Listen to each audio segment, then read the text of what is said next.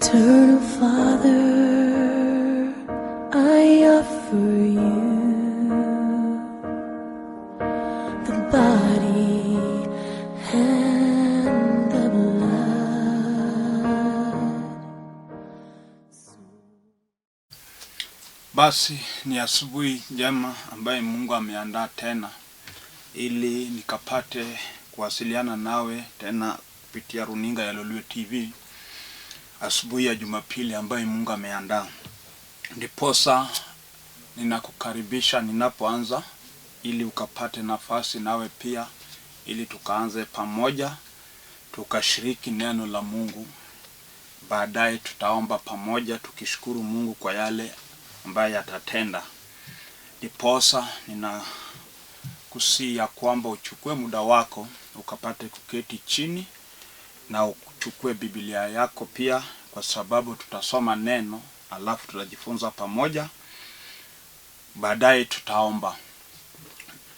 Ni asubuhi ya Jumapili na ninajua labda unataka kutoka uende kanisani ama uko na shughuli za siku, lakini niko hapa kwa muda mchache sana. Ndiposa ninakusihi usitoke, kaa chini ili tujifunze. Kwa majina naitwa Askofu Abol. Mimi ni askofu wa kanisa ambayo inaitwa A Father of Holy Trinity Ministry. Ninahudumu saa hii, ninaishi hapa Nairobi pale Olympic, na hapo Kibera ndio mahali niko na kanisa mahali nahudumu.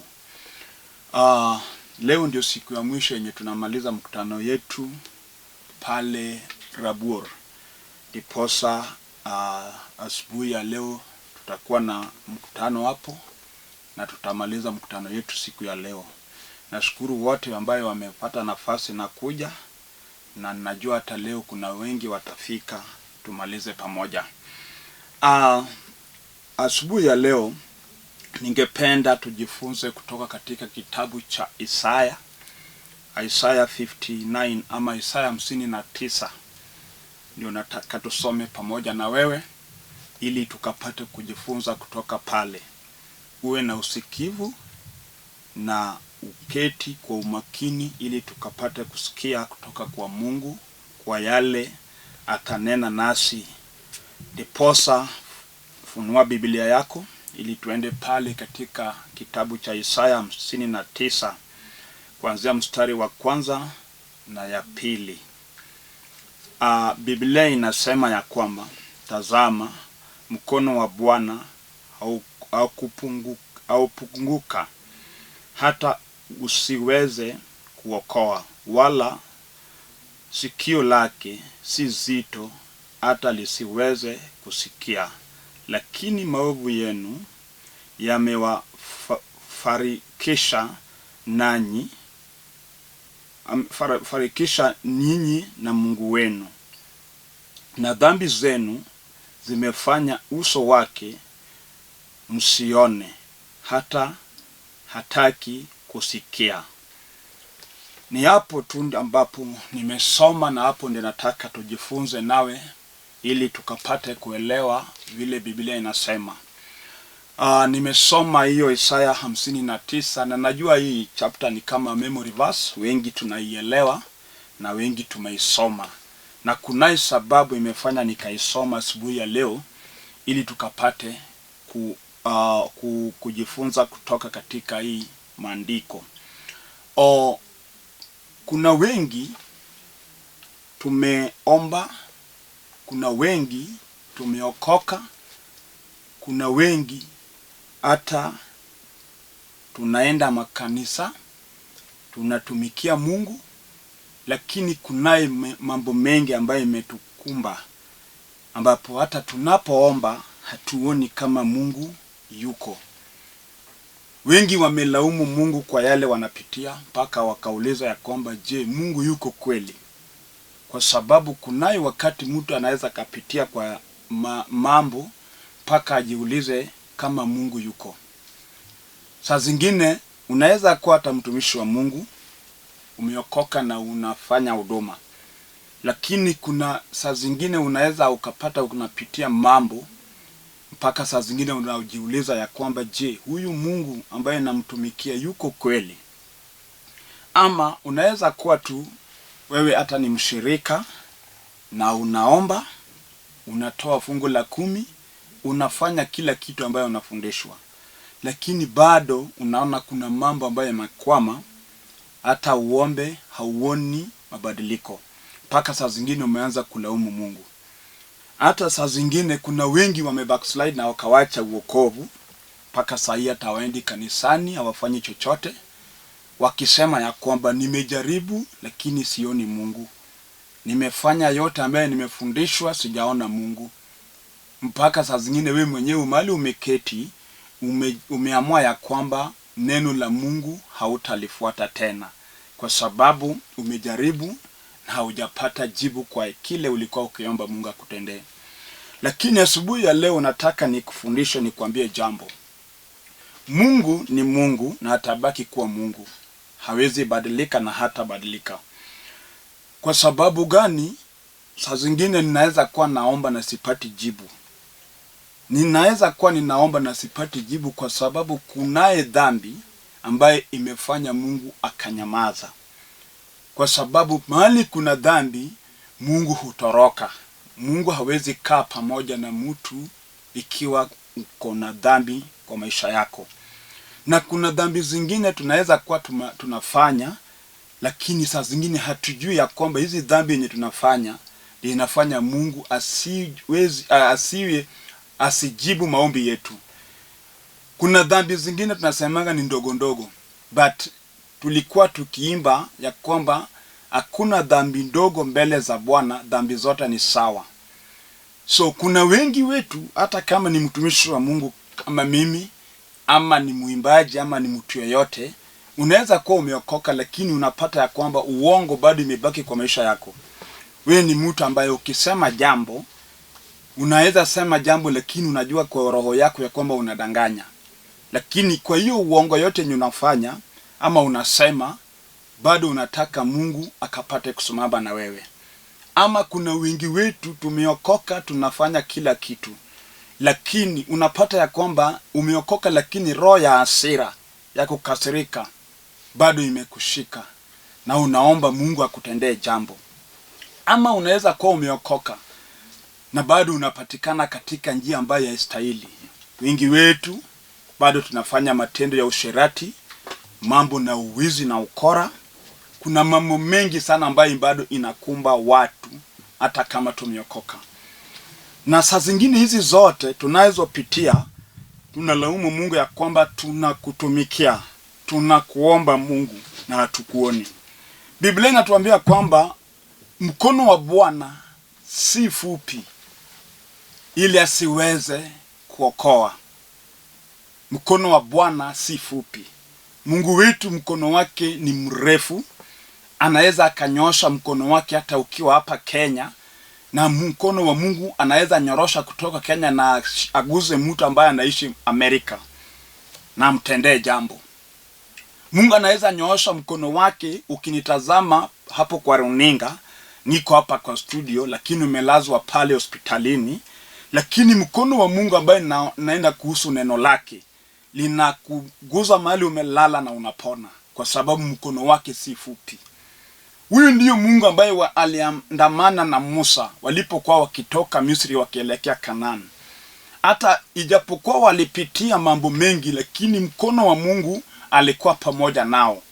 Ndiposa hata walipofika kwa bahari ya Shamu, na ikawa sasa ni ngumu kwa sababu hakuna njia na maadui wamekaribia wana wa Israeli na wamekuja kwa maliza.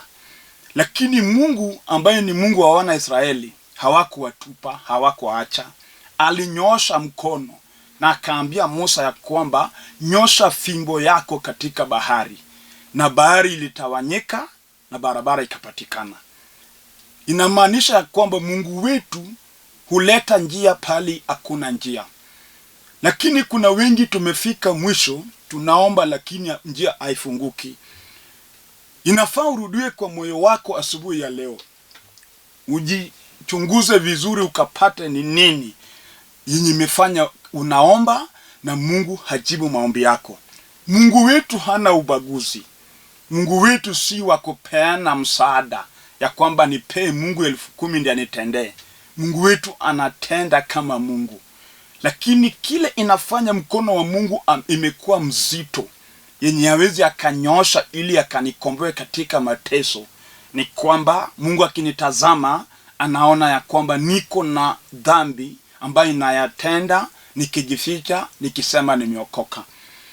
Kwa ndiposa asubuhi ya leo na ningependa kila mmoja tukapate kurudia Bwana kutoka kwa moyo yetu, kila mtu akapate kujichunguza, kwa sababu Mungu akiwa pamoja nasi hakuna atakaye kuwa kinyume yetu.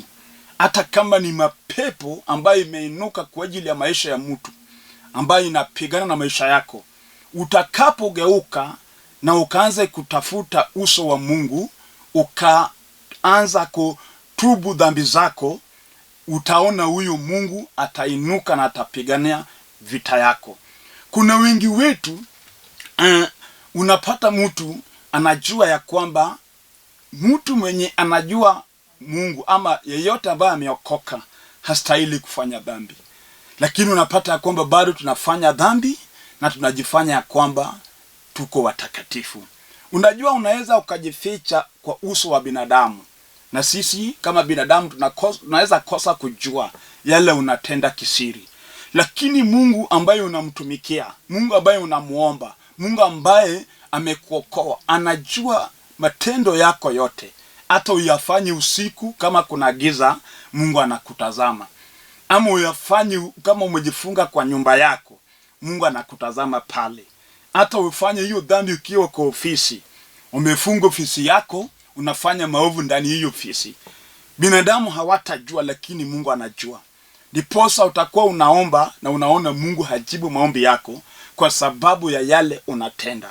Mkono wa Bwana si fupi ama si mzito ili asituokoe. Hata asubuhi ya leo, haijalishi unapitia hali gani, haijalishi nini nafanyika kwa maisha yako, ukigeukia Mungu na ufungue moyo wako na ukapate kutubu dhambi zako, utaona nguvu za Mungu. Atakukomboa na atakutendea kile unahitaji ili akutendee. Lakini wengi wetu tunakuwa kwa uokovu na tunatenda maovu na tunajifanya sisi ni watakatifu.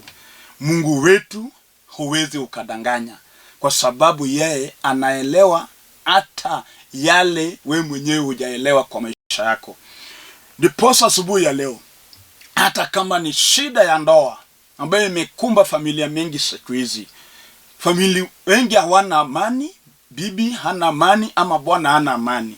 Mpaka usahi ukiingia katika hizi nyumba unapata ya kwamba mwanamke na bwana yake wanakaa kwa nyuma na haongei. Watu wameishi hata miezi 3 hakuna mwenye anaongea na mwenzake. Watu wakiongea wanaongea kupitia message. Mtu anaandikia mwenzake barua, kwa sababu wanaishi pamoja lakini ni maadui. Shetani amewagonganisha mpaka hamwezi kaa chini mkaongee na mkatengeneze jambo. Mpaka siku hizi ndoa nyingi zimevunjika kwa sababu kisirani imeingia ndoa, na wengi wanatembea wakitafuta pali watapata amani. Mpaka wengine wamekimbia wameenda kwa waganga ili wakapate dawa yenye inaweza leta amani kwa nyumba, lakini imeshindikana. Nilisema na bado ninarudia, waganga ni waongo. Hata tukienda pale ati kwamba tunaenda kupata msaada kwa mganga, nilisema ya kwamba huyu mtu mwenye unaenda kutafuta msaada kwake, kwanza umtazame vizuri. Yeye mwenyewe ndiye hana msaada, yeye mwenyewe ndiye hana hata hii amani. Ukimtazama labda hata kukaa na bibi pia imemshinda. Mpaka saa zingine ananyang'anya tu watu wanawake na hata hakai nao. Na sasa anakudanganya ati atakupea dawa ya mapenzi, sijui dawa ya nini. Jiuliza ya kwamba kama kuna hiyo dawa imemsaidia ama haijamsaidia. Ndiposa kunaye Mungu ambaye ukimgeukia ukaanze kutubu dhambi zako na kuomba, huyo Mungu atatenda kile inakusumbua, na hakuna malipo Mungu anahitaji kutoka kwako. Kile Mungu anahitaji kutoka kwako ni imani kutoka kwa moyo wako. Ukiamini ya kwamba Mungu alituma Kristo Yesu ije aje ulimwenguni atuokoe katika mateso ya mapepo ama mateso ya shetani. Na kuambia utakombolewa. Haijalishi unapitia hali gani. Haijalishi hata hiyo ugonjwa ambayo inakukumba ilikuanza lini. Hata kama umegonjeka mpaka unasikia umechoka na hii ulimwengu. Kuna wengi wamegonjeka mpaka saa hii wakikaa ama akikaa chini analia, naona ya kwamba hana maisha, ni kama hata roho yake inatamani akufe. Na kuambia kunaye Yesu ambaye Mungu alimtuma ili atakaye mkubali amkomboe katika minyororo ya shetani. Haijalishi unapitia hali gani. Biblia inatuambia kwamba mkono wa Bwana si fupi hata asubuhi ya leo ili akose kukukomboa. Kile Mungu anataka ni kwamba ukubali Kristo na utubu dhambi zako. Haijalishi hata kama wewe ni mganga umeroga watu, unaweza geukia Mungu ili ukamwambie, Bwana, nimekuwa mwenye dhambi, nimetenda maovu, nimeua watu, lakini nimerudi, mfalme ukapata kunisamehe. Mungu wetu ni wa huruma na ako tayari kutusamea dhambi zetu zote. Hata kama unafanya dhambi gani ama umetenda dhambi gani. Hata kama wewe ni malaya mwenye unaenda Koinange na umetenda maajabu pale, unajua yale umefanya kwa maisha yako.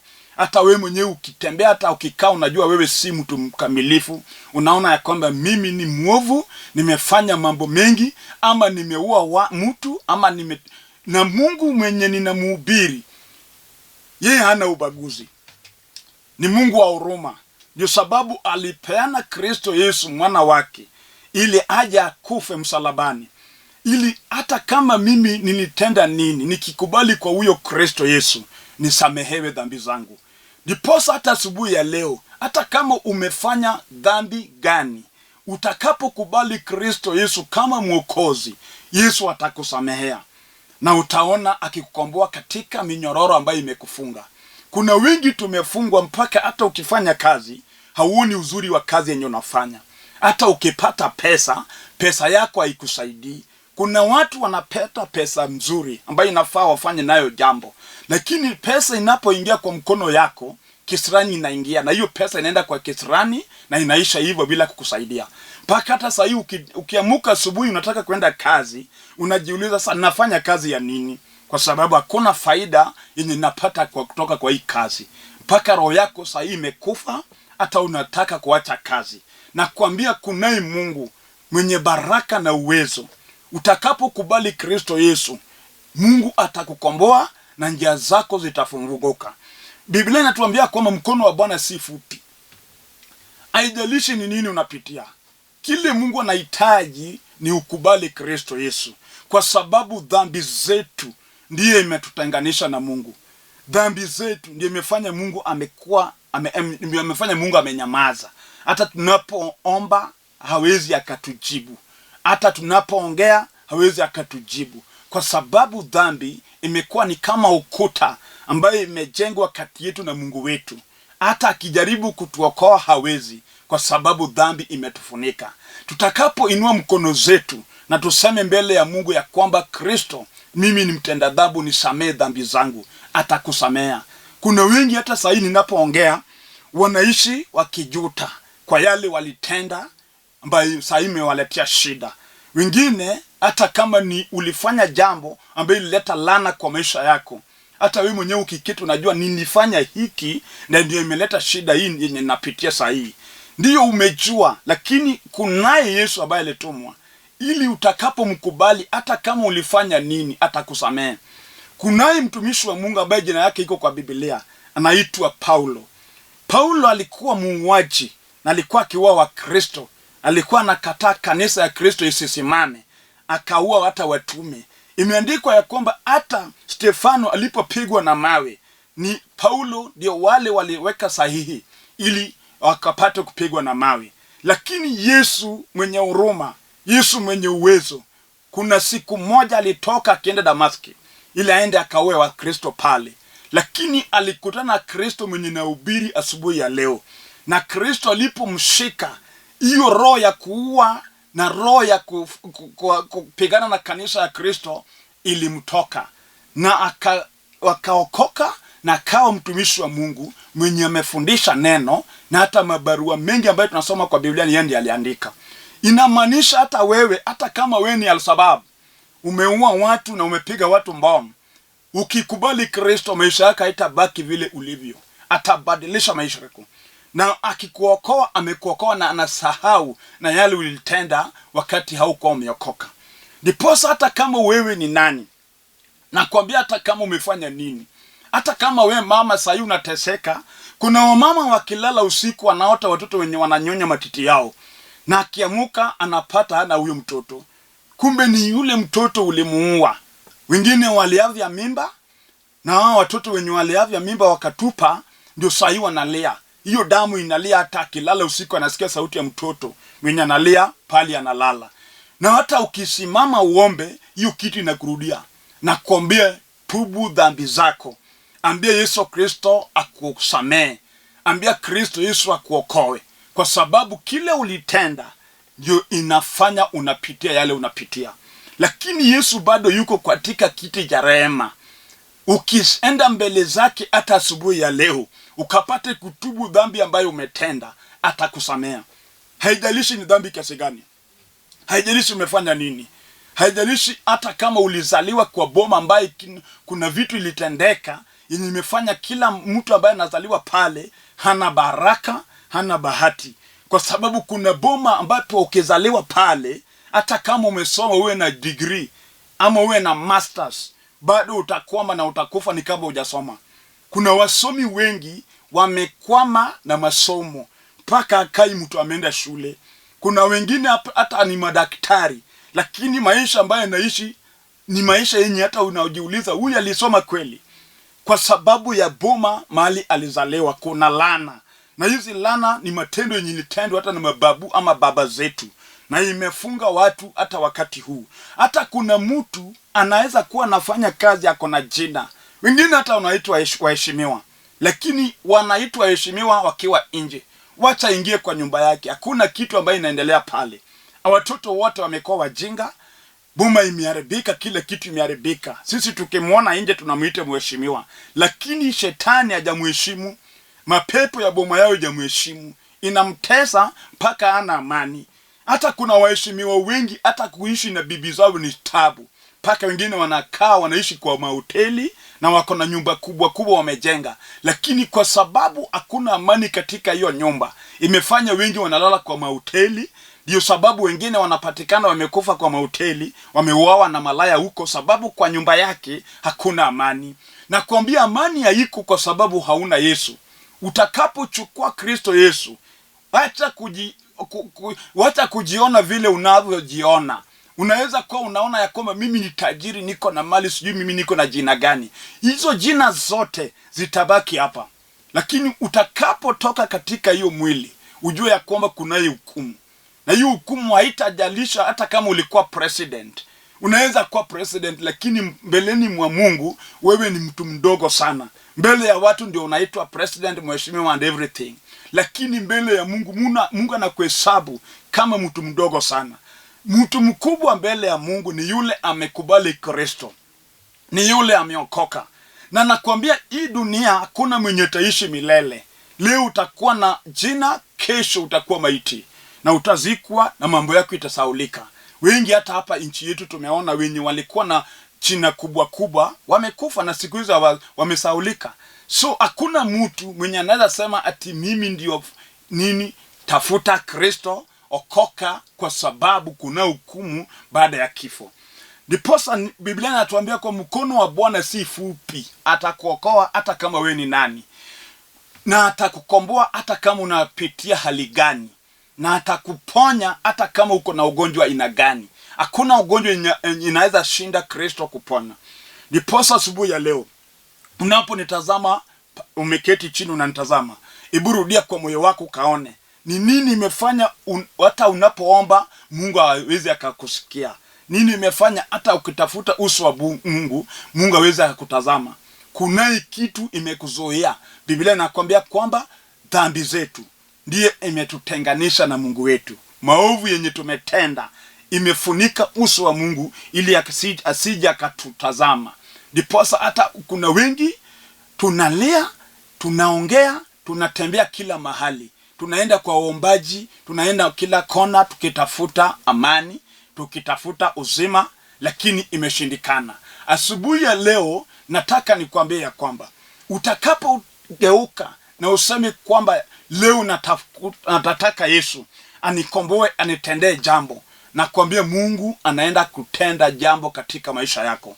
Ndiposa asubuhi ya leo, kwa sababu nataka niombe na kila mmoja, haijalishi hata kama uli backslide. Kuna wengi uliokoka ukatembea na uokovu, lakini nilifika mahali ukakutana na vita, mambo mengi backslide. Mungu bado anakuhitaji. Mungu anataka bado urudi kwa uokovu, kwa sababu hakuna njia yoyote ambayo tutapitia tukienda mbinguni usipokuwa ni uokovu.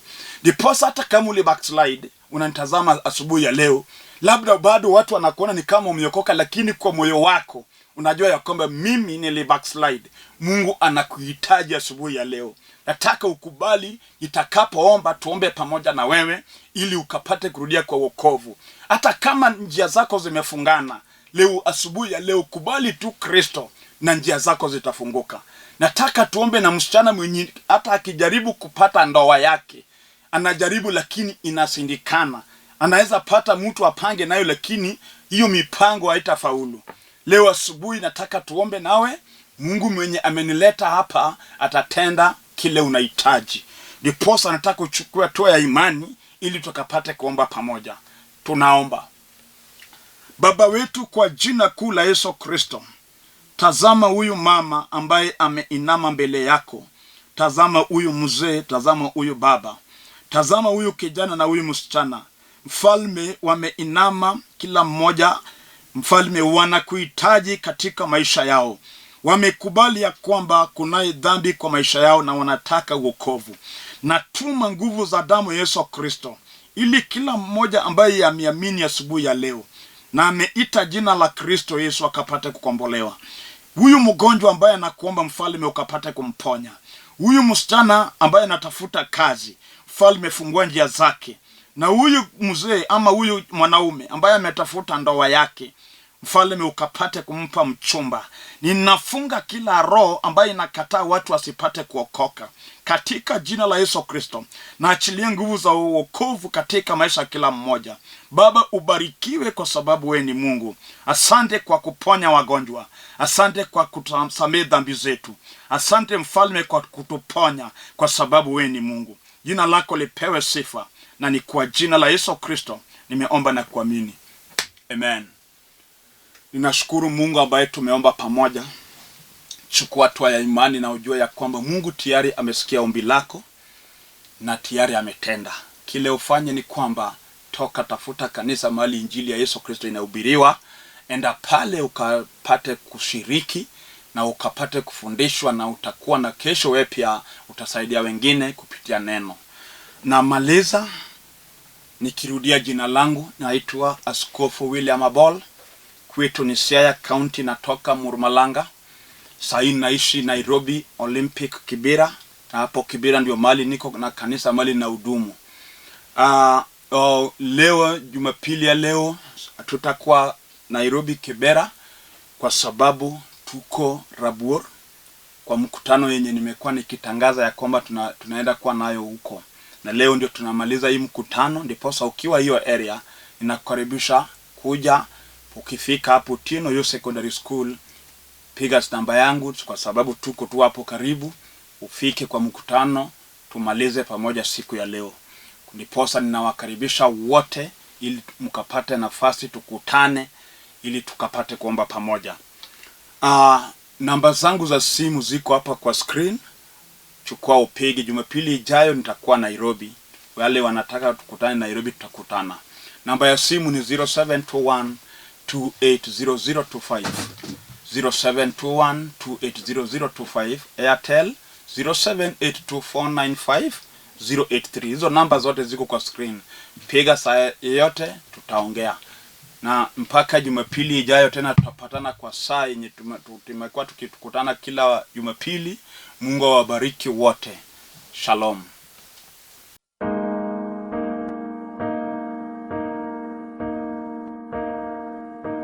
Eternal Father,